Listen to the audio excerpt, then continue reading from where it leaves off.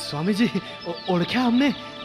આ આપના જ આશીર્વાદનું ફળ છે, જેને માટે આપ સંતોએ 12 વર્ષ પહેલા માળાઓ ફેરવી પોતાનું અપમાન કરનાર રાજવી માટે ભગવાનને પ્રાર્થના કરેલી. એ જ ઉગા ખુમાણના રાજ વારસદાર જીવણા ખુમાણ ઉંમરમાં નાના છે, પણ બુદ્ધિ તો પીઢને છાજે એટલી છે હો સ્વામીજી. એ તો ઠીક છે, પણ મીઠા ભાઈ, આપ પૂજ્ય સ્વામીજીને લઈ અમારા દરબારગઢમાં ઠાકોરજીને પધરાવી દરબારગઢ પાવન ક્યારે કરાવશો? પણ રાજકુમાર, તમારા બાપુએ અમને સ્વામિનારાયણના સંતોને ગામમાં આવવાની ના પાડી છે. ઠીક ત્યારે સ્વામીજી, હું ઘરે જઈ મારા બાપુને તેડીને આવું છું. જય નારાયણ સ્વામીજી.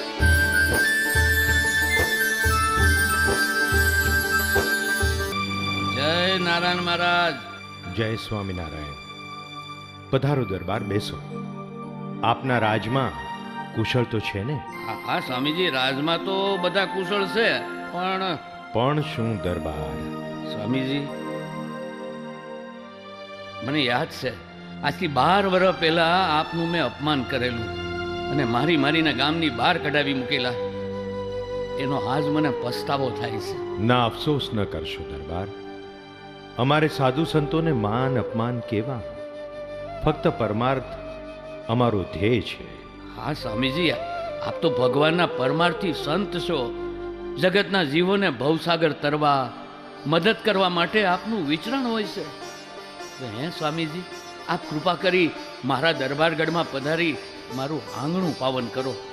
આવો કુંવર, આ લ્યો, આ જમણા હાથમાં પાણી રાખો અને ડાબો હાથ એની નીચે રાખો. જુઓ, મને આ કંઠી કેવી સરસ લાગે છે, હે ને બાપુ? તમને આવી કંઠી પહેરવી છે? ના ભાઈ ના, તે ગુરુ કરે એટલું બસ. મને તો મારા જાનકીદાસ ગંજેરી જ બરાબર છે. ના બાપુ, તમે પણ આવી કંઠી પહેરો ને બાપુ, પહેરો ને. એ તમને બહુ સરસ લાગશે બાપુ. કહ્યું ને જીવણા કે મારે એ ધર્મની કંઠી પહેરવી નથી. ના બાપુ, તમે કંઠી પહેરો ને.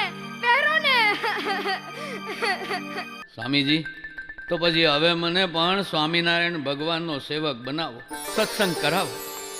ભલે દરબાર, અમારા સંતોના દેહ તો સત્સંગ માટે જ હોય છે. લ્યો, આવો ત્યારે દરબાર. જમણા હાથમાં પાણી રાખો અને ડાબો હાથ તેની નીચે રાખો. કે ભગત બીજ પલટે નહીં, ને જુગ જાય અનંત. હે ઊંચ નીચ ઘર અવતરે, ને તોય સંત છે સંત.